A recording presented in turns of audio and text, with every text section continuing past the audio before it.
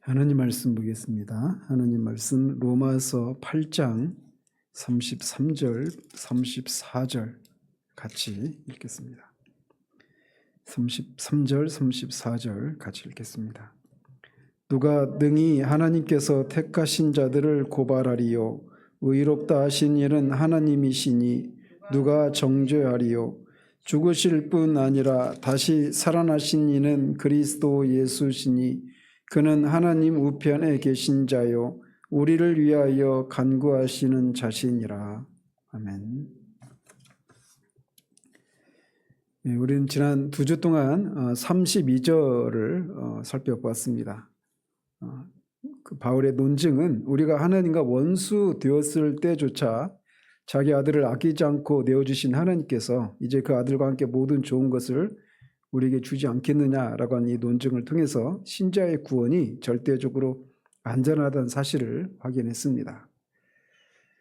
오늘 우리가 살펴보게 될 이 말씀은 앞에 그 28절에서 30절까지 해서 말하고 있었던 성도의 견인 교리를 검증하기 위해서 이거를 더 상세하게 논쟁하기 위해서 던지고 있는 세 번째 질문에 해당이 됩니다. 이 33절과 34절 이 두 절에는 두 가지 질문이 등장을 합니다.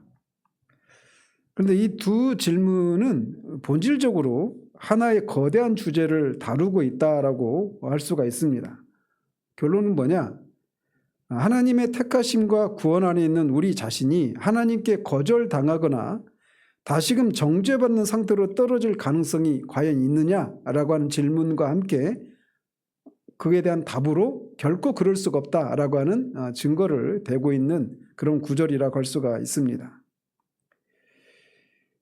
우리를 버리시고 하나님의 사랑 밖으로 떨어지게 만드는 일, 그 위대한 구원으로부터 이탈하게 만드는 일이 정말 불가능한 것인가 라고 하는 것을 사도가 다른 각도에서 불가능하다라고 하는 것을 말해주고 있는 구절이라고 할 수가 있습니다. 바울은 이 문제를 두 가지 질문의 차원에서 숙고하고 있습니다. 첫 번째는 33절에서 말하고 있는 것처럼 누가 능히 하나님의 택하신 자들을 고발하리요? 라는 질문입니다. 그리고 34절에서는 누가 정죄하리요? 라고 하는 두 가지 질문을 던지고 있습니다. 누가 고발하리요? 누가 정죄하리요? 이 고발하고 정죄하는 것, 이 두 용어는 법정적인 상황과 관련된 용어입니다. 즉 하나님의 백성들이 다시 고발을 당하고 정죄당할 그런 가능성이 있는가 하는 문제를 다루고 있는 겁니다. 그래서 우리 사법체계도 그렇죠. 어떤 사람이 죄를 지으면 당사자가 또는 그 죄를 지은 사람을 누군가가 고소나 고발을 하죠. 그리고 나서 그걸로 끝나는 것이 아니라 재판 과정을 통해서 선고를 내리죠. 그래서 두 가지 단계를 거치게 되는데 사도는 앞에 33절에서는 고발하는 문제를 다루고 있고 34절에서는 재판 과정을 통해 정죄하는 선고를 죄라고 선고하는 이런 문제를 다루고 있는 겁니다. 자, 그래서 이제 이 한 절을 한 절씩 이렇게 살펴볼 텐데 상세한 내용으로 들어가기 앞서서 우리는 사도가 사용하고 있는 이 용어들의 관계, 즉 이 본문의 구조적인 문제를 먼저 짚고 넘어갈 필요가 있습니다. 왜냐하면 많은 주석가들은 이 33절과 34절을 하나로 묶어서 해석을 해야 된다 이렇게 주장을 하는 주석가들이 있기 때문에 그래요. 이게 무슨 말이냐? 어떤 주석가들은 33절 하반절에 의롭다 하신 이는 하나님이시니 라고 하는 이 말과 바로 뒤에 있는 34절 상반절 누가 정죄하리요? 이 관계를 묶어서 읽어야 된다 이렇게 주장을 한단 말이죠. 근데 우리가 가진 성경도 그렇고 뭐 흠정력도 그렇고 또 다수의 번역본은 이 구절을 독립된 질문과 답변의 구조로 봅니다. 즉 33절에서 누가 택하신 자들을 고소하리요? 라고 묻고 33절 안에서 답을 하는데 그 답이 뭐냐? 의롭다 하신 이는 하나님이시니 누가 고소하리요? 이렇게 답을 하고 있는 구조로 읽어야 된다. 이렇게 주장하는 거예요. 마찬가지로 34절도 누가 정죄하리요? 라고 말하면서 죽으실 뿐 아니라 살아나시고 지금도 우리를 위해서 간구하시는 자는 그리스도시니 이렇게 말을 하고 있는데, 이 34절에서 누가 정죄하리요라고 하는 질문을 던지고 그에 대한 답으로 예수 그리스도가 하신 일 또는 하고 계신 일을 근거로 하면 아무 누구도 정죄할 수 없다. 이렇게 34절에서 질문하고 답을 하고 있다. 이렇게 해석을 해야 된다. 이렇게 주장한단 말이에요. 그런데 어떤 주석가들은 그렇게 해석하지 않고 34절 하반부에 의롭다 하신 일은 하나님이시니라고 하는 말과 바로 뒤에 있는 34절 상반부에 누가 정죄하리요? 라고 하는 질문을 함께 묶어서 읽어야 한다. 이렇게 주석을 한다고 말씀드리는 겁니다. 그래서 그들은 어떻게 읽어야 되냐고 말을 하느냐면, 의롭다 하신 이가 하나님이신데 누가 정죄하겠느냐? 이렇게 읽어야 된다. 이렇게 주장을 한단 말이죠. 그러니까 하나님의 택하신 자들을 누가 고발하리요? 이렇게 33절에서 물었잖아요. 그리고 그것에 대한 답이 의롭다 하신 이가 하나님이신데 누가 정죄하겠느냐? 이게 답이라는 겁니다. 33절 상반절의 질문에 대한 답이 의롭다 하신 이가 하나님이신데 누가 정죄하겠느냐? 여기까지가 답이다. 이렇게 해석을 해야 된다. 이렇게 주장한다라는 거예요. 그러니까 33절의 질문이 누가 고발하리요라는 이 질문에 대한 답이 의롭다 하신 이는 하나님이시다. 이게 답이라고 해석을 하지 않고 의롭다 하신 이는 하나님이신데 누가 정죄하겠느냐? 여기까지가 답이라는 거예요. 차이를 좀 아시겠죠? 또는 그들은 이 34절에서 그리스도에 대한 사역, 그가 죽으시고 부활하시고 지금도 하나님 보좌 우편에서 간구하시고 있는 이런 진술은, 그러니까 누가 정죄하겠느냐는 34절에 누가 정죄하겠느냐는 33절의 질문에 대한 답의 일부이고, 그 뒤에 있는 그리스도에 대한 묘사 있잖아요. 이거는 뒤에 35절에 누가 그리스도의 사랑에서 끊으리오에 대한 답변이다. 이렇게 해석을 한단 말이에요. 즉 그들은 33절에서 사도가 누가 능히 고발하리오라고 묻고 이에 대한 대답으로 의롭다 하신 이는 하나님이시니 아무도 고발할 수 없다라고 하는 해석을 받지 않는 거예요. 또 34절도 마찬가지로 누가 정죄하리오라고 묻고 이에 대한 답변이 그리스도가 죽고 부활하시고 지금도 간구하고 계시는데 누가 정죄할 수 있겠느냐? 이렇게 해석을 하지 않고 있단 말이에요. 무슨 말씀인지 아시겠어요? 그래서 이게 결국은 이렇게 해석하든 저렇게 해석하든 한 가지 결론은 동일합니다. 결론이 뭐냐면 신자의 구원이 절대적으로 확실하다. 이 결론에 이른다라고 하는 면에서는 동일해요. 그렇지만 저는 이제 그런 견해가 아니라 우리 말 성경이 있는 것처럼, 성경에서 제시하고 있는 것처럼, 그리고 루터나 칼빈도 그렇고 많은 개혁주의 신학자들이 취하는 방식대로 33절은 그 나름대로 그 절 안에서 질문과 답이 있고 34절은 또 그 안에서 질문과 답이 있다. 이런 해석 방법을 따르려고 하는 겁니다. 왜 그렇게 하느냐? 이런 얘기까지 할 필요가 있는가 싶겠지만 이게 중요한 신학적인 의미가 있습니다. 그래서 이제 그 이유는 단순한데 매우 중요해요. 세 가지 정도의 이유가 있는데, 첫 번째로 사도 바울은 이 단락 전체에서 31절에서 그 마지막 절까지 이루는 이 마지막 단락 전체에서 질문하고 대답을 하는 이런 구조를 취하고 있습니다. 그래서 우리가 31절도 그렇고 32절도 그런 구조로 지금 되어 있다라고 하는 것을 살피지 않았습니까? 그래 왔다면 33절도 그리고 34절도 그런 구조로 읽는 것이 문맥상 정확한 해석이다. 이렇게 볼 수가 있는 겁니다.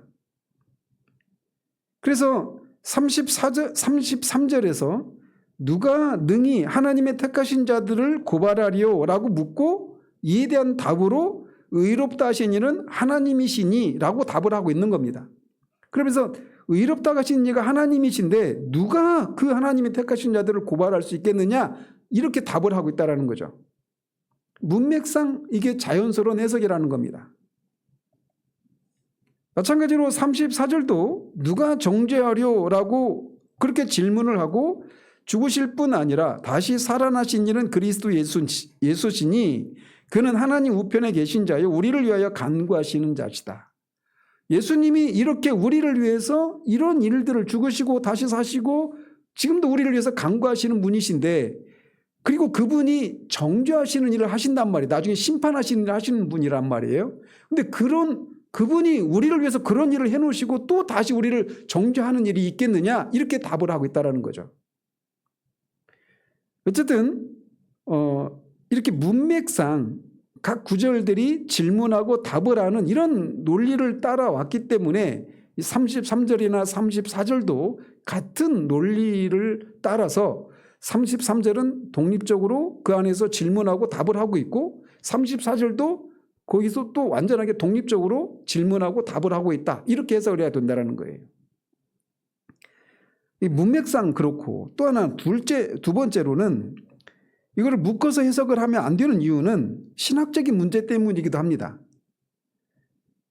왜냐하면 만약에 이 두 절을 하나로 묶어서 해석해야 한다라고 하면 의롭다고 하신 분을 그리스도라고 그렇게 해석을 해야 되는 신학적인 오류에 빠지게 됩니다.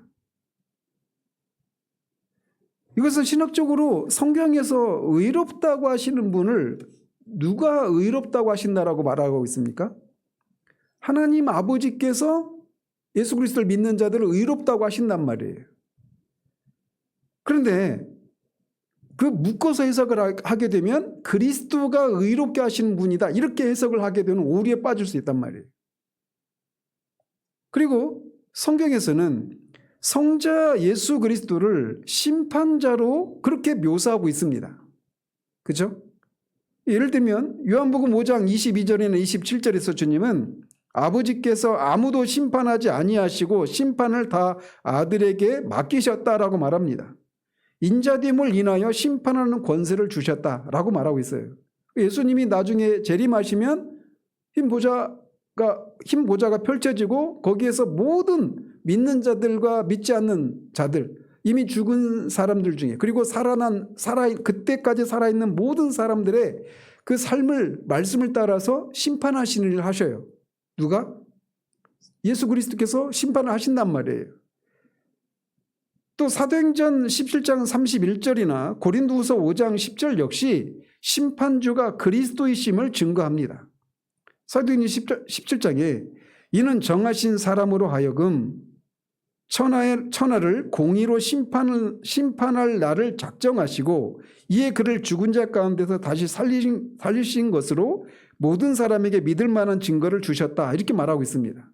그래서 마지막 날에 모든 사람을 심판한 날이 있는데 그 심판할 심판을 할 사람을 정해 놓으셨다라고 말하고 있어요. 그래서 그 앞에 그게 누구냐면 십자가에 죽으시고 다시 살아나신 예수님이 바로 그런 일을 하실 분이다라고 말하고 있단 말이죠. 또 고린도 후서 5장 10절에서도 이는 우리가 다 반드시 그리스도의 심판대 앞에 나타나게 되어 각각 선악간에 그 몸으로 행한 것을 따라 받으려 함이라라고 말해서 그 마지막 심판을 행하시는 주체가 누구시냐면 그리스도라고 명시하고 있습니다. 그래서 의롭다고 하시는 분은 하나님께, 그리고 마지막 때 심판하시는 분은 하나님의 아들이신 그리스도께 돌리고 있단 말이에요. 이렇게 명확하게 구분하고 있는데 이 33절과 34절을 묶어서 해석을 하게 되면 의롭다고 하시는 일을 그리스도가 하시는 것처럼 해석을 하게 된단 말이에요. 그래서 이런 오류를 피하기 위해서도 33절과 34절을 독립된 그런 구절로 해석을 해야 된다라는 것입니다. 또 세 번째로는 정죄의 근거를 무너뜨리는 그리스도의 사역 때문에 그렇습니다. 그리스도께서 육신을 입고 율법에 완전히 순종하셨기 때문에 정죄의 근거가 사라졌습니다. 혹자가 그리스도는 죄가 없으시니 우리를 정죄하실 것이라고 말할지 모르지만 본문은 바로 그분이 우리를 위해서 죽으시고 부활하시고 간구하시는 분이시기 때문에 결코 누구도 구원받은 신자를 정죄할 수 없다고 답변을 합니다. 그래서 정죄의 근거, 묶어서 설명을 해서 그리스도께서 죽으시고 다시 사시고 우리를 위해서 간구하신다라고 하는 이것은 35절에서 누가 그리스도의 사랑에서 끊으리오라고 하는 이 질문에 대한 답이다, 이렇게 해석을 한다고 하는 주석가들이 있다고 했잖아요. 근데 그렇게 해석을 하게 되면 정죄의 근거를 무너뜨리는, 그리스도가 그런 일을 하신 것은 정죄를 무너뜨리기 위해서 그런 일을 하신 것인데, 그 일은 제껴지고 그리스도의 사랑에서 우리를 끊어지지 않도록 하기 위해서 그런 일을 하신 것처럼 해석을 하게 되기 때문에 이걸 묶어서 해석을 하면 안 된다라는 거예요. 자, 이런 이유들로 인해서 전통적인 절 구분을 따라서 누가 고발하리요 의롭다 하시는 일은 하나님이시니 이렇게 끊어서 해석을 해야 되고, 누가 정죄하리요 죽고 다시 사신 이는 그리스도시니 라고 하는 이렇게 그런 구조 속에서 말씀을 해석해야 하는 겁니다. 자, 그래서 다시 33절로 돌아와서 첫 번째 질문을 살펴보도록 하겠습니다.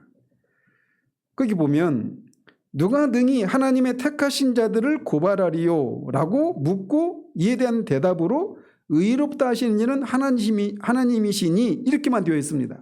근데 결국은 그 말 끝에는 뭐가 있는 거예요? 누가 능히 하나님의 택하신 자들을 고발하리요 의롭다 하시는 이는 하나님이시니 아무도 고발할 수 없다. 이게 사도의 답변입니다.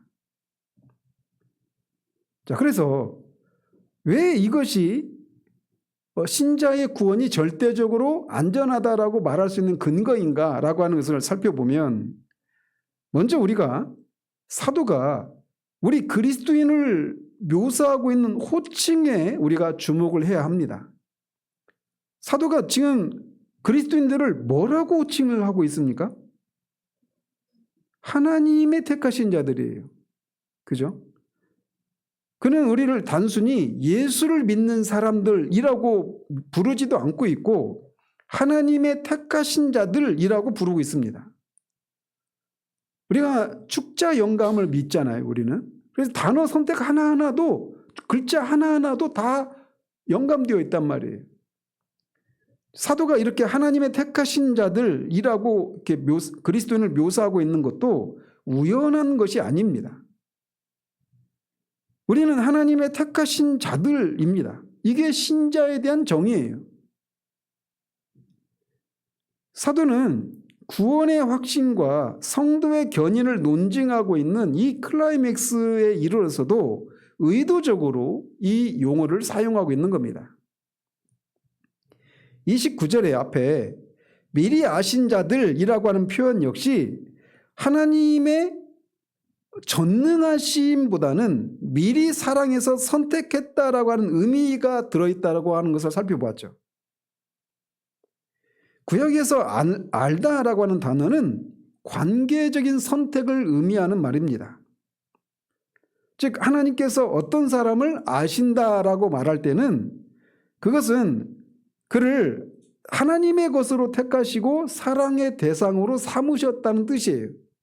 그러니까 하나님이 미리 아셨다는 얘기는 그 미리 아신 그 사람을 그냥 단순히 존재하시니까 알았다 이런 의미가 아니라 그 사람을 하나님이 언약의 관계를 맺고 사랑하기로 선택하셨기 때문에 아는 거란 말이에요.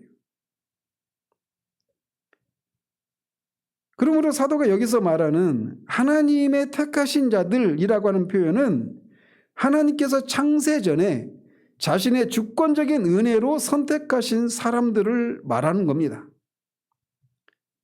그리고 이 사실은 우리의 신분을 규정하는 데 결정적인 의미를 가지고 있습니다. 우리는 스스로 결단해서 예수님을 믿기로 하고 하나님 편에 선 사람들이 아닙니다.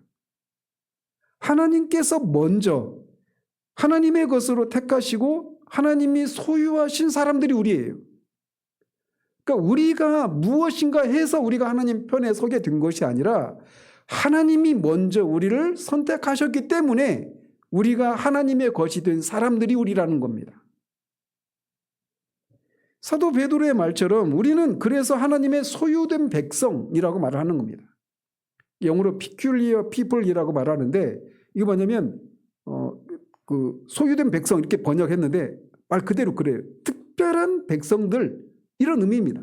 그러니까 더 적나라하게 말하면 하나님의 사유재산들 이런 표현이에요. 그리스도인의 정체성은 바로 그것입니다. 하나님이 우리를 그렇게 하나님의 것으로 선택을 받은 사람들이 그리스도인이에요. 이 관점이 분명하지 않으면 우리는 신자의 삶을 언제나 불안과 자기 점검의 영역에서만 이해하게 됩니다. 우리는 자신을 습관적으로 하나님의 택하신 자로 생각하는지를 봐야 돼요. 우리가 신앙생활에서 겪는 많은 어려움들, 영적인 침체나 고통 중에 하나가 뭐냐면 우리 자신을 이런 정체성으로 인식하지 못하는 데서 기인합니다. 왜 우리가 영적인 침체 가운데 빠지냐면 내가 하나님 안에서 무엇인가를 하고 안 하고 이런 관점에서 우리를 생각한단 말이에요. 그러다 보니까 뭔가 할 때는 안심이 되고 뭔가 하지 않을 때는 불안하고 이런 걸 계속 반복한단 말입니다. 우리는 흔히 그리스도인을 내가 결심해서 예수를 믿은 사람, 그래서 선하게 살려고 노력하는 사람 정도로 정의를 합니다. 강조점이 어디에 있어요? 내 행위, 나의 결단, 여기에 강조점이 찍혀 있어요. 그러나 성경은 다르게 말합니다. 그리스도인은 하나님이 창세전에 구별해서 선택하신 사람들입니다. 하나님이 값을 치르고 사신 그분의 특별한 소유된 사람들이 그리스도인이에요. 이 관점의 전환은 혁명적입니다. 만일 우리의 구원이 우리의 결심에 달려 있다면 누군가 우리를 고소할 때 우리는 우리의 행위를 보면서 두려워 떨게 될 것입니다.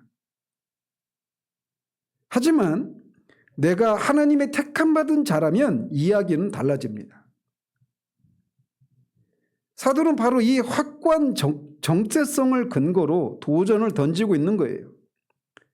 속된 말로 말하면 하나님이 찜해서 선택한 이 사람을 감히 누가 고발하겠느냐 이렇게 말하고 있는 겁니다.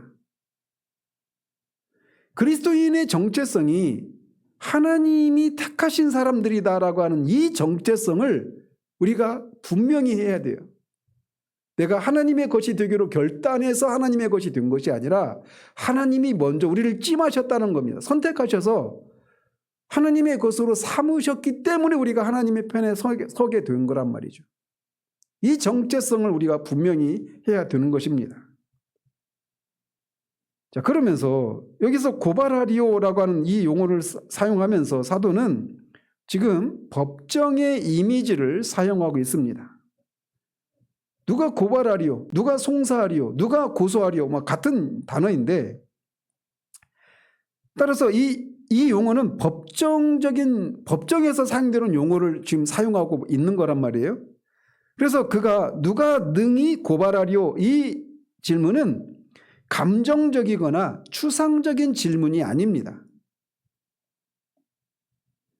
그럼 마치 법정이 열리고 피고석에 하나님의 백성이 서 있는 상황을 그리고 있습니다. 그리고 재판까지 앉아 있고 변론이 시작이 되려고 합니다. 이때 사도 바울이 묻는 거예요. 누가 감히 하나님의 백성을 향해 그들의 죄를 입증할 고소장을 제출하겠는가? 누가 원고석에 설 자격이 있는가? 이렇게 지금 묻고 있는 거예요. 자, 법정에는 재판장이 있고 피고인이 있고 그 피고를 고발하는 원고가 있죠. 원고는 누가 돼요? 검사가 원고가 되죠. 그리고 그런 상황 가운데, 그 상황 가운데서 사도가 지금 이 하나님의 택하신 백성인 이 피고의 자리에 서 있는 이 하나님의 백성을 누가 고발해서 그 원고의 자리에 설 수 있는 자가 누가 있느냐 이렇게 지금 묻고 있는 거예요.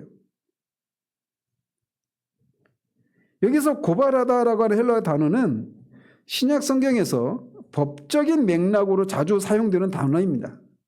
그래서 사도행전 19장 40절에서 에베소 서기장이 소요 사태를 진정시킬 때 우리가 이 일로 책망받을 위험이 있고라고 말하는데, 그래서 책망받으리라고 번역되는 단어가 여기 있는 33절에 고발하리오라는 단어와 똑같습니다. 또 사도행전 23장이나 26장에도 바울이 베스도 총독 앞에서 재판을 받고 또 아그리파 왕 앞에서 재판을 받죠. 거기서도 뭐 송사에 대해서 고발한다 이런 용어를 쓰고 있는데 다 원어로 보면 똑같은 단어들이에요. 즉 이것은 고발하리오 이 얘기는 감정적인 비난이 아니라 명백한 법적 고발을 의미합니다. 성경은 이런 의미에서 사탄을 일컬어서 참소하는 자라고 부릅니다. 계시록 12장 10절에도 그런 말을 하죠. 사탄이 끊임없이 우리를 참소하는 자 이렇게 말을 하는데, 그 얘기는 뭐냐면 사탄은 끊임없이 우리를 법적으로 걸고 넘어지는 존재라고 하는 그런 의미에서 참소하는 자 이렇게 부르는 거예요. 영어로는 the accuser라고 하는 겁니다. accuse 하면 고소하다, 고발하다 이런 의미예요. 그러니까 그 고발자 이런 의미입니다. 참소하는 자라고 하는 말이. 그래서 이 용어를 사탄에게 쓰고 있어서 사탄은 우리를 법적으로 하나님의 법정에서 우리를 고발하는 일을 전문으로 하는 그런 존재다라고 말하고 있는 거예요. 그런 때때로 우리의 양심을 통해서 또는 다른 사람을 통해서 이렇게 속삭입니다. 네가 그러고도 그리스도인이라고? 네가 지난주에 한 행동을 봐라. 너 같은 위선자가 어떻게 구원을 받았다고 말할 수 있느냐? 아마 여러분이 주일에 예배 드리러 올 때 제가 한 주간을 돌아보면서 하나님 앞에 기도합시다 이렇게 기도하면 그 순간 마음의 부담을 딱 느끼면서 막 그 마음의 어려움을 겪는 분들도 계시죠. 마귀는 마치 유능한 검사처럼 우리의 행위를 하나하나 들춰내고 그 행위에 대한 죄목을 나열하면서 고소합니다. 근데 이게 단순한 비방이 아니에요. 그러니까 상상을 해보십시오. 법정에 섰는데 검사가 재판장에게 피고를 가리켜서 재판장님, 이 피고가 이런저런 어떤 일을 했는데 이거는 형법 몇 조에 어긋나고 뭐 민법 몇 조에 어긋나는 이런 죄를 지었습니다. 이런 식으로 법적으로 고소하고 고발하지, 검사가 그 피고를 가리켜서 재판장님, 난 저 사람이 보기만 해도 싫고 막 비위가 상하고 뭐든지 다 싫어요. 막 감정적으로 이렇게 말하는 건 상상할 수가 없잖아요. 그래서 단순한 비방이 감정적인 차원에서 우리를 비방하는 게 아니에요. 우리의 실제적인 죄와 연약함을 근거로 한 법적인 효력이 있어 보이는 고소를 하는 겁니다. 사탄은 그렇게 하는 거예요. 이런 치밀한 사탄의 고소 앞에서 우리는 무엇이라고 답해야 할까요? 많은 경우에 아니야, 나는 꽤 괜찮은 사람이야. 우리 양심을 통해서 다른 사람을 통해서 사탄이 끊임없이 네가 이러고도 그리스도인이라고 할 수 있어? 라고 이렇게 참소할 때 난 그래도 난 뭐 그런 죄를 짓긴 했지만 그래도 나는 괜찮은 사람이야. 난 말씀을 들을 때 여전히 눈물을 흘리고 은혜를 받고 있어. 나는 예수 믿기로 결심한 후에 더 이상 죄를 짓지 않아. 이렇게 변명하겠느냐라는 거예요. 사도는 이미 그렇게 사탄이 우리를 법적으로 고소하게 되는 일이 있을 때 우리가 어떻게 대답해야 되는가에 대한 일부를 하나님의 택하신 자라고 하는 호칭 속에 담아두고 있는 겁니다. 그러나 사도는 더 나아가서 법적인 문제는 법적인 논리로 해결해야 함을 보여주고 있습니다. 그의 대답은 이것이에요. 사탄이 그렇게 법적으로 우리를 고소할 때 우리가 대답해야 될 것은 의롭다 하신 일은 하나님이시니 라는 답이라는 겁니다. 이 짧은 선언 속에 담긴 엄청난 법적인 효력을 우리가 깊이 생각해 봐야 해요. 제가 영적 침체를 이렇게 말씀 전하면서도 그때 말씀드렸지만 많은 사람들이 여러분들은 그런 어떤 준비가 되고 그런 훈련이 되어서 이런 일이 있을 때 곧장 그렇게 하나님이 나를 의롭다 하셨다. 그리스도의 십자가로 달려가서 그리스도의 십자가로 이렇게 대적하지만 많은 경우에는 속수무책으로 당합니다. 왜냐? 사탄이 네가 이러고도 어떻게 그리스도인을 할 수 있어? 라고 말할 때 없는 일을 가지고 우리를 공격하는 게 아니라 명백하게 우리가 한 잘못을 가지고 죄를 가지고 우리를 공격하기 때문에 우리가 속수무책으로 당해요. 그런데 그때 우리가 어떻게 대처해야 되는가를 의롭다 하시는 이는 하나님이시니라고 이 말씀 속에서 그것을 우리에게 제시해 주고 있단 말이에요. 우리가 첫 번째 생각해야 될 것은 인간과 하나님의 관계는 본질적으로 법적인 관계라는 겁니다. 에덴 동산에서부터 하나님은 인간과 언약을 맺으셨죠. 선악을 알게 하는 나무의 열매를 따먹지 말라. 따먹으면 네가 반드시 죽게 된다라고 하는 짧은 말씀이었습니다. 이거를 무슨 언약이라고 말을 해요? 행위 언약이라고 말하죠.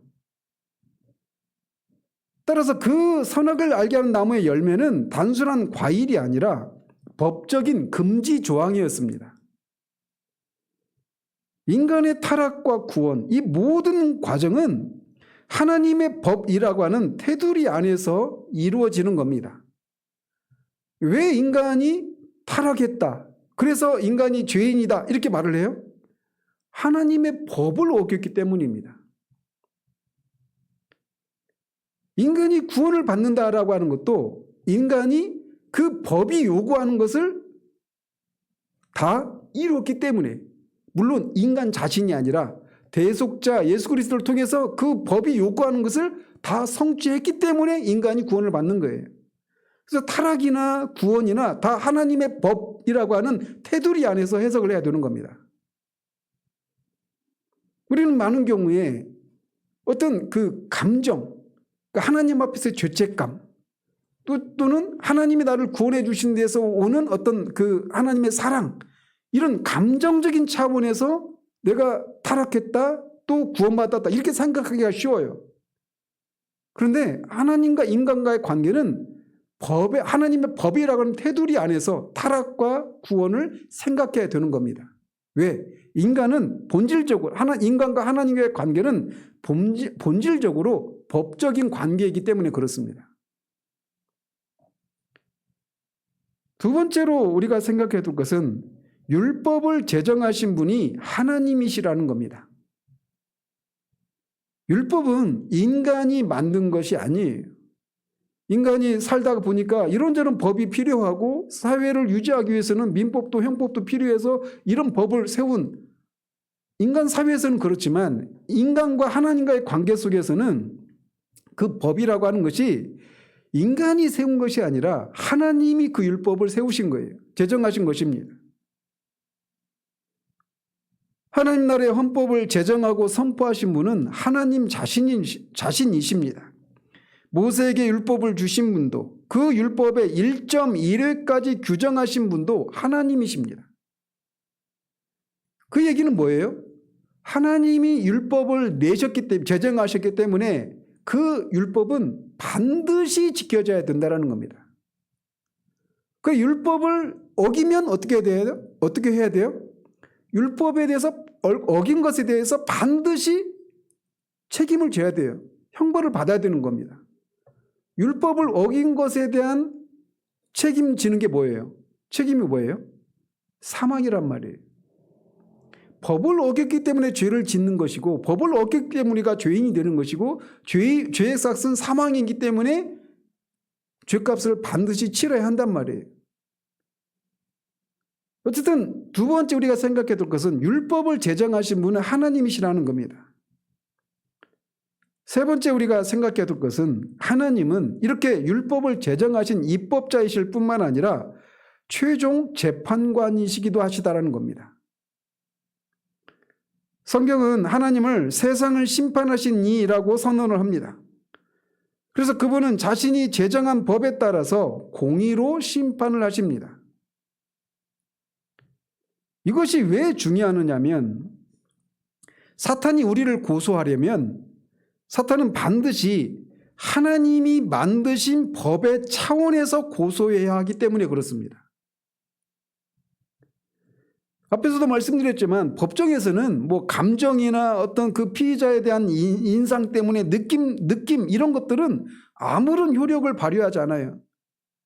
왜 이 사람을 고발했고 왜 이런저런 형벌을 내려야 된다고 주장을 하냐 재판관이 물을 때 검사가 내가 저 사람 봤는데 정말 하는 말마다 정말 꼴 보기 싫고 막 그래서 그런다고 인상도 안 좋고 막 느낌이 안 좋다고 이렇게 해서 그거를 고소하고 그것에 따라서 벌을 내려야 된다. 이것은 법정에서는 상상할 수가 없는 거죠. 항상 그 고소를 하려면 어떤 법의 근거에서 법적인 어떤 사항을 어긴 것에 대해서 법적으로 고소를 하는 거란 말이에요.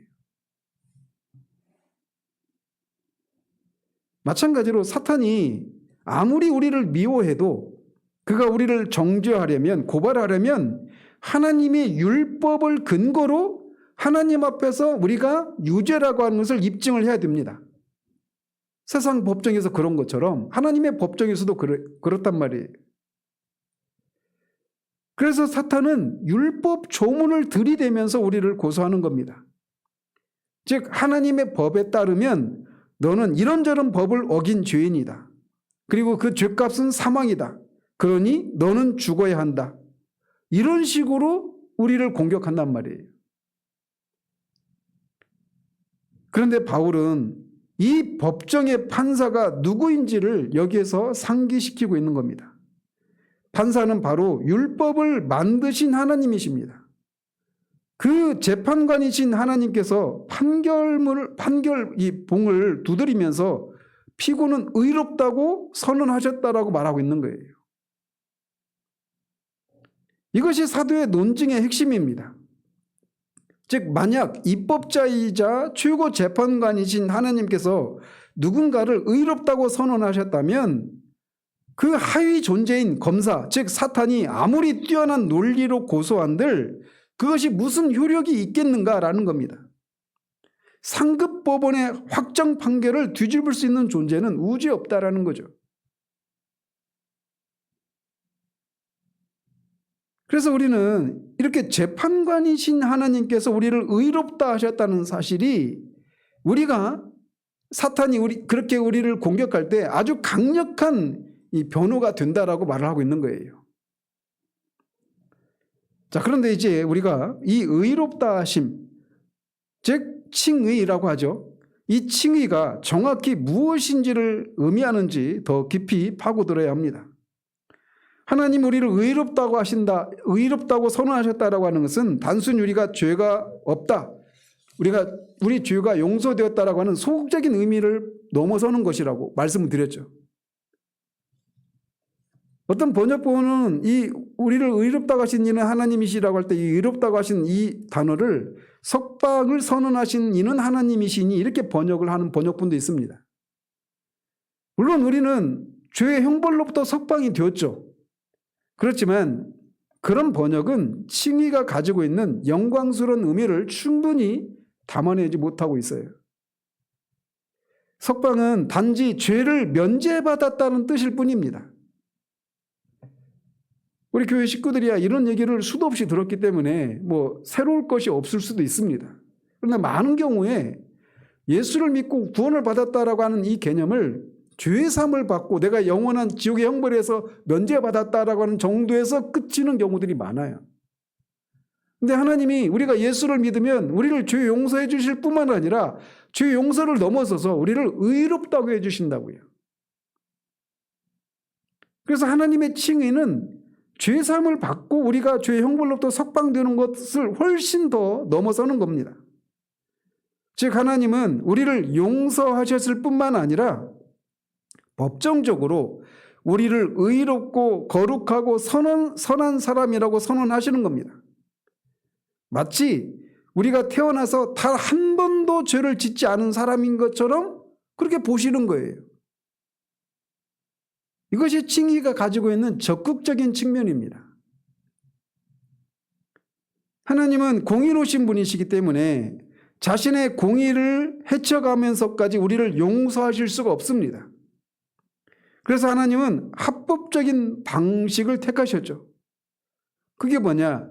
우리의 모든 죄를 하나님의 아들에게 십자가에서 아들에게 전가시키셨습니다. 그래서 하나님의 아들이 죄가 없으신 분이 우리의 죄를 대신 지시고 십자가에서 하나님의 진노를 받고 형벌을 받으셨죠. 근데 거기서 끝난 것이 아니라 하나님의 아들이신 분이 사람이 되신 그분이 이 땅을 사시면서 전생애를 통해서 율법을 지키시는 삶, 순종의 삶을 살아서 얻으신 그 의를 우리의 것으로 전가시켜 주십니다. 그래서 그 십자가에 달리신 예수님에게 우리의 죄가 전가되고 예수님이 율법을 지키는 능동적인 순종을 통해서 얻으신 의가 우리에게 전가되는 거예요. 이거를 이중 전가라고 말을 하죠. 우리의 죄가 하나님의 아들에게 하나님의 아들이 얻으신 그 의가 우리의 것으로 전가되는 겁니다. 그래서 하나님의 아들이 우리의 죄를 대신 지심으로 우리가 죄를 지은 것에 대한 형벌을 대신 받으셨고 우리는 율법을 한 걸음도 지킬 수 없는데 지킨 적도 없는데 우리가 마치 그 율법을 다 지킨 것처럼 여겨주셔서 아들이 그 순종을 통해 얻으신 그 의를 우리의 것으로 그 전가시켜 주셔서 우리가 율법을 다 지킨 사람으로 우리를 여겨주시는 겁니다. 그래서 우리는 단지 죄 용서만을 받은 사람이 아니라 하나님의 율법을 다 지켜서 하나님 앞에 옳은 의로운 사람으로 여겨주시는 거예요. 이게 의롭다함을 받았다라고 하는 것이 말하는 적극적인 측면입니다. 우리는 단순히 죄를 용서받은 죄인이 아니라 그리스도의 의로 옷 입은 의인이 되었습니다. 그래서 이 진젠돌프 백작이 예수 주의 피와 의는 나의 화려한 옷이라네. 이 불타는 세상 가운데서 그 옷 입고 기쁨으로 내 머리 드네라고 찬송을 했던 거예요. 이것이 바로 칭의입니다. 고린도후서 5장 21절의 말씀처럼 하나님은 죄를 알지도 못하신 예수님을 우리 대신 죄로 삼으시고 우리를 그 안에서 하나님의 의가 되게 하셨습니다. 그래서 그 아들이 얻으신 그 의를 근거로 우리를 하나님이 의롭다 하셨기 때문에 사탄이 우리를 참소할 때 우리는 이렇게 외칠 수 있는 겁니다. 나는 그리스도의 의로 옷 입었다. 나는 단순히 용서받은 것이 아니라 하나님 보시기에 의로운 자가 되었다라고 대적할 수 있는 거예요. 또 대적해야 하는 겁니다. 그런데 이 놀라운 칭의의 선언에는 또 하나의 중요한 특징이 있습니다. 이 칭의는 영단번에 이루어진 사건이라는 점이에요. 하나님은 매일 아침 우리 기분에 따라 혹은 우리의 행위에 따라 판결을 번복하지 않으신다는 겁니다. 어떤 사람들은 자신이 죄를 지을 때마다 의롭다 하심을 잃어버렸다가 회개하면 다시 얻는다고 생각합니다. 그러나 성경은 그렇게 가르치지 않아요. 우리가 믿음으로 의롭다 하심을 얻었은지라고 하는 단어가 완료 시제입니다. 우리가 의롭게 된 것은 이미 이루어진 사실이고 이것은 번복되지 않아요. 하나님은 처음과 끝을 아시는 분이시기 때문에 우리가 미래에 지을 죄까지도 다 아시고 십자가에서 다 해결하신 것입니다. 그래서 하나님께서 한번 의롭다고 이 판결봉을 두드리시면 그 사람은 영원토록 하나님 보시기에 의로운 사람입니다. 이것은 반복될 필요가 없는 영원한 효력을 가집니다. 그러므로 이 33절에 누가 능히 고발하리요? 라고는 질문에 대한 답은 명확합니다. 뭐예요? 아무도 없다라는 겁니다. 왜냐하면 하나님께서 이미 우리의 과거, 현재, 미래 모든 죄에 대한 판결을 내리시고 사건을 종결하셨기 때문입니다. 이 사람은 의로운 사람이다. 죗값을 다 치른 사람이다. 율법을 다 지킨 사람이다. 의로운 사람이라고 이미 최종 판결을 내리신 거예요. 자, 그런데 우리가 그 TV 드라마나 영화에서 보면, 법정 드라마 이렇게 보면, 이제 그 변호인의 그 뛰어난 변호를 통해서 막 궁지에 몰렸던 피의자가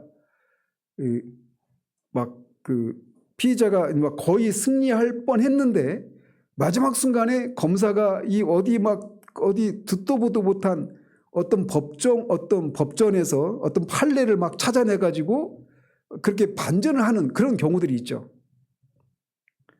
그런 것처럼 사탄은 마치 그런 법정 드라마에 나타나는 그런 교활한 검사와 같은 존재입니다. 그래서 그는 우리가 잊고 있었거나 재판 과정에서 간과된 듯한 율법의 세밀한 조항을 들고 나와서 우리에게 이렇게 말할 수도 있어요. 영적 침체에서 말한 것처럼 아무에게도 말하지 않았던 특별한 한 가지 죄, 이 제목으로 말씀 전한 적이 있죠. 그러니까 이를테면 사탄이 재판장님, 이 변호인 측의 논리는 훌륭하지만 여기 이 법정에 있는 이 판례에 있는 이 법조항을 보십시오. 피고는 이 구체적인 조항을 어겼습니다.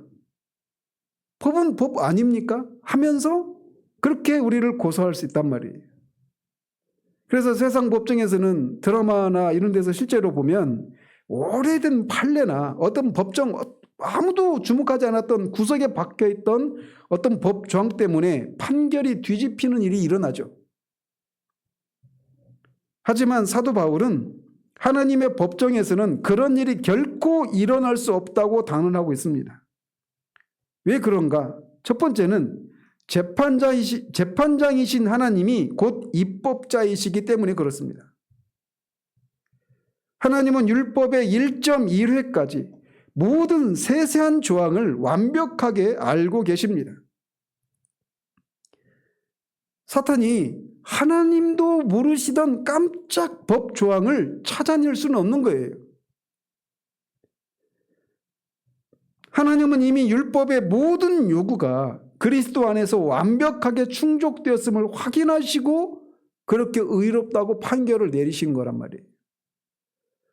그러니까 우리가 종종 신앙생활 하다 보면 그런 경우들을 겪습니다. 구원의 은혜를 누리고 막 살아가다가 한 번도, 제가 그때 말씀드렸죠. 그러니까 까맣게 잊고 있었던, 정말 새까맣게 잊고 있었던 어떤 그 과거의 수년 전, 막 수십 년 전의 어떤 그 죄가 갑자기 확 떠오를 때가 있어요.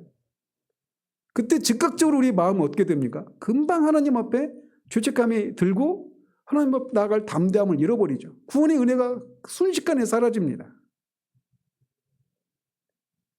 그럴 때도 여전히 그 죄마저도 우리가 그렇잖아요. 우리가 막 처음에 구원받을 때 우리는 막 우리가 전에 지었던 그 모든 죄들을 다 회개하는 거 아니죠. 우리가 구원받아야 될 죄인이라고 하는 것을 깨닫게 하는 그 한 가지 죄든 몇 가지 죄든 이런 걸 가지고 죄책감을 느끼고 하나님 앞에 심판받아야 된다는 사실들을 알고 그 죄를 용서받기 위해서 예수를 믿고 구원받는 거잖아요. 그래서 많은 경우에 내가 과거에 지었던 그 모든 죄들을 다 낱낱이 회개하고 구원받는 사람은 없습니다. 그렇기 때문에 구원받은 이후에 구원받은 자의 삶을 살아가다가 어느 날 어느 순간 갑자기 난 기억에도 없었던 어떤 죄가 팍 떠오를 때가 있어요. 로이드 존스 목사님 설교책에 자주 등장하는 한 인물이 그런 사람이었어요. 주일날까지 막 그 성찬이 있었던 주일날 막 은혜에 충만해가지고 집에 돌아갔는데 새벽이 되기 전에 다시 집에 돌아와가지고 자신이 예수를 믿기 전에 술집에서 어떤 친구와 나누면서 어떤 신성 모독적인 발언을 했던 어떤 한 가지 죄가 확 떠오르면서 그 죄 때문에 완전히 사색이 되어서 주님 앞에 그 목사님을 찾아와서 상담을 나눴던 이야기. 그런 일들이 우리 가운데 있을 수 있단 말이에요. 그런데 우리는 기억하지 못하지만 하나님은 그 법을 만드신 재판장이신 분이시기 때문에 그 법조항, 그 모든 것들을 다 아시고 그 모든 것들을 사사시 그리스도 안에서 다 해결하셨다라는 겁니다. 그렇기 때문에 이 법적인 효력이 다시 뒤집어지는 그런 일은 있을 수 없는 거예요. 내가 그것까지 미처 못 봤구나. 이렇게 사탄한테 하나님도 항복하시는 그런 일이나 있을 수가 없다라는 겁니다. 두 번째는 더 결정적인 논리예요. 어떤 거냐면 우리는 율법에 대해서 죽었다라는 겁니다. 로마서 7장 1절은 율법은 사람이 살 동안만 그를 주관한다고 말합니다. 죽은 사람에게는 법이 효력을 발휘할 수가 없어요. 사형수라도 이미 죽었다면 그를 다시 처형할 수 없는 것과 같습니다. 이미 사형을 당해서 죽었는데 또 그의 행적을 뒤져보니까 사형을 당한 것보다 더 큰 죄가 발견이 됐어요. 그 죄를 그 사람이 물을 수가 없죠. 이미 죽어버렸기 때문에. 그런데 하나님이 우리를 구원하시는 방식이 뭐냐면 우리를 그리스도와 연합을 통해서 십자가에서 죽게 하시는 방식으로 이 죄 문제를 해결하셨다는 겁니다. 그래서 하나님과의 관계는 이제 법적인 차원, 즉 행위 언약의 차원을 넘어섰어요. 그래서 우리는 율법의 영역에서 벗어나서 은혜라는 새로운 영역으로 옮겨진 존재가 그리스도인입니다. 그래서 우리는 율법에 대해서 죽은 존재들이에요. 그렇기 때문에 사탄이 율법책을 들이밀면서 네가 이 조항을 어겼으니 죄인이라고 고소할 때 우리의 답변은 간단합니다. 이보게 자네는 번지수를 잘못 찾았네. 나는 이미 죽었네. 나는 더 이상 그 법에 관할 아래 있지 않아. 나는 율법에 대해서 죽었고 그리스도 안에서 하나님께 대해서 산 사람일세라고 답할 수 있다는 겁니다. 그러니까 그리스도께서 내 모든 죄를 대신 지시고 죽으셨다라고 하는 것도 말할 수 없이 큰 위로요, 구원의 확신의 근거예요. 근데 더 확실한 건 뭐냐면 우리가 그리스도와 함께 십자가에 죽고 그와 함께 살아나는 것을 통해서 율법에 대해서 죽고 은혜에 대해서 산 존재가 되었다라는 겁니다. 그래서 로마서 6장 14절에서 너희가 법 아래 있지 않고 은혜 아래 있다라고 하는 말을 하고 있는 거예요. 율법의 모든 요구는 십자가에서 청산되었습니다. 우리는 율법과의 관계를 법적으로 정리하고 완전히 새로운 신분으로 다시 태어난 사람들이에요. 우리가 그런 사람들입니다. 따라서 이신칭의 이 교리를 우리가 이해하고 가슴으로 확신하는 것은 정말 중요한 일입니다. 어떤 사람들은 나는 교리 같은 것은 골치 아픕니다. 체험이 중요합니다. 라고 말합니다. 그러나 그런 것처럼 어리석고 위험한 태도는 없어요. 왜냐하면 우리의 감정과 체험이라고 하는 것은 하루에도 12번씩 바뀝니다. 내가 정말 하나님 앞에 선하게 산 것 같으면 구원받은 것 같고 죄를 지으면 버림받은 것 같은 느낌에 우리가 수시로 시달려요. 사탄은 바로 이 느낌을 공격합니다. 네 꼴을 봐라. 이러고도 네가 무슨 의인이야. 그때 여러분은 무엇으로 방어하시겠습니까? 아니야, 난 요즘 그래도 기도 생활 많이 하고 있어. 그렇게 방어하겠습니까? 나 말씀을 듣고 그래도 어제는 그래도 내가 은혜를 누렸는데 새벽기도 오늘 했어. 이렇게 대답하시겠습니까? 우리의 어떤 감정과 행위를 가지고 사탄의 그 공격을 방어하려고 하면 백전백패입니다. 사탄은 여러분보다 여러분의 죄를 더 잘 알고 있습니다. 따라서 그런 사탄의 고소 앞에 우리가 피할 수 있는 유일한 피난처는 바로 이 교리예요. 이 신칭의 교리예요. 그래서 사탄이 그렇게 우리가 지은 어떤 죄를 가지고 우리를 고소할 때 그것에 대해서 아니야, 나 그거는 뭐 내가 그리스도인이 아닐 때 지었던 죄야 라고 하면서 막 아니 그건 뭐 다 예수 믿는 사람이라도 뭐 그런 정도의 죄는 다 짓고 있지 않아? 이런 식으로 방어해서는 안 돼요. 그리고 그건 죄가 아니야라고 막 변명해서도 안 됩니다. 그때 우리가 해야 될 일은 그래, 네 말이 맞다. 나는 죄인이다. 나는 무가치하다. 하지만 의롭다고 하신 이는 하나님이시다.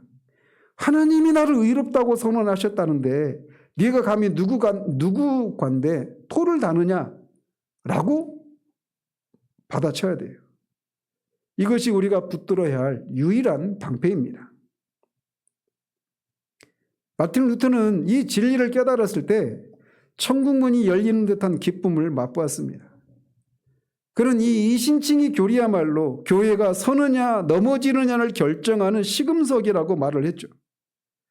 당시 로마 가톨릭은 지금도 그렇죠. 그들의 교리는 우리가 실제로 거룩해져야 의롭다함을 받는다고 가르쳤기 때문에 그는 평생 구원의 확신을 가질 수 없게 되었었어요. 로마 가톨릭은 지금도 그렇게 합니다. 마찬가지로 로마 가톨릭의 교리를 인정하지는 않지만 실제적인 측면에서 구원받은 신자들의 삶의 표지들에 대한 책을 읽고서 자신에게 그런 것들이 없는 것 때문에 자신은 의롭다함을 받지 못했다고 생각하는 것 역시 실천적으로 성화를 칭의와 혼합하는 우를 범하고 있는 거예요. 구원받은 사람에게는 이런저런 어떤 표지가 있는데 그런 것이 없는 나를 보면서 내가 구원받지 못했다라고 생각하는 겁니다. 그런 구원의 열매는 내가 의롭다함을 받았다라고 해서 열매이지 그게 의롭다함을 받게 만드는 근거는 아니란 말이에요. 그럴 때마다 우리가 어디로 가야 됩니까? 그리스도를 바라보는 대로 가야 되는 거예요. 우리의 구원은 우리 내부의 변화가 아니라 우리 외부에서 이루어진 그리스도의 사역과 하나님의 법적 선언에 근거하는 겁니다. 구원의 확신은 절대로 성화에서 찾아서는 안 돼요. 칭의에서만 찾아줄 수 있는 겁니다. 우리는 흔들리지 않는 확신을 가질 자격이 있습니다. 아니, 확신을 가져야 합니다. 누가 능히 하나님의 택하신 자들을 고발하리요? 라고 하는 이 질문의 결론은 아무도 없다라는 겁니다. 이 담대한 확신을 가지고 진젠들프의 그 찬송처럼 그리고 사도 바울처럼 우리는 세상을 향해 그리고 우리를 참사하는 사탄을 향해서 외쳐야 합니다. 그 큰 심판의 날에 누가 감히 나를 고소하리요? 나는 주님으로 말미암아 죄와 두려움, 죄책과 수치에서 온전히 벗어나게 되었네. 하나님께서 시작하신 일은 결코 중단되지 않습니다. 한번 택하시고 의롭다 하신 자는 끝까지 견인해서 영화롭게 하실 것입니다. 이 위대한 구원의 반석 위에 굳게 서시는 저 여러분 되시기를 바랍니다. 기도하겠습니다. 하나님 아버지, 누가 능히 하나님이 택하신 자를 고발하리요? 라고 하는 질문에 사도는 의롭다고 하신 이는 하나님이신데 누가 그 일을 할 수 있겠느냐라고 우리에게 답을 하고 있습니다. 의롭다고 하신 분은 하나님이십니다. 그 하나님 앞에 우리는 택하심을 받은 자들입니다. 택하심을 받은 우리를 하나님이 의롭다고 하시기 위해서 하나님의 아들에게 우리의 죄를 전가시키시고 우리가 받아야 될 형벌을 대신 받게 하시고 또 그가 이루신 율법의 순종을 통해 이루신 그 의를 우리에게 전가시켜 주셔서 우리를 의롭다고 해주셨다라고 하는 이 이신칭의 복음이 우리가 사탄이 우리 양심을 통해서 우리를 공격할 때 우리가 받아줄 수 있는 유일한 근거임을, 피난처임을 우리가 늘 알고 실제로 그렇게 적용하는 것을 통해서 구원의 확신 가운데 거하는 우리들 되기를 원합니다. 무엇보다도 정말 사탄이 끊임없이 우리를 송사할 때, 참수할 때 그는 율법을 따라서 율법의 근거를 가지고 우리를 송사하는데 정말 하나님의 지혜 가운데 하나님은 우리를 그리스도와 함께 십자가에 죽게 하시고 다시 살아나게 하시는 것을 통해 우리가 율법에 대해서 죽게 하신 그런 일이 우리에게 일어났음을 인하여 주님 앞에 감사를 올려드립니다. 하나님 하신 일들은 참으로 얼마나 지혜롭고 완전한지 이 율법과의 관계 속에서 우리가 다시금 확인하게 됩니다. 이미 우리에게 주어진 이 구원의 확신을 우리가 알고 이 땅에서 힘써 누리는 것을 통해서 현재의 고난을 넉넉히 이기는 삶을 살아가는 우리 모두 되기를 소원하고 우리 주 예수 그리스도 이름으로 기도합니다. 아멘.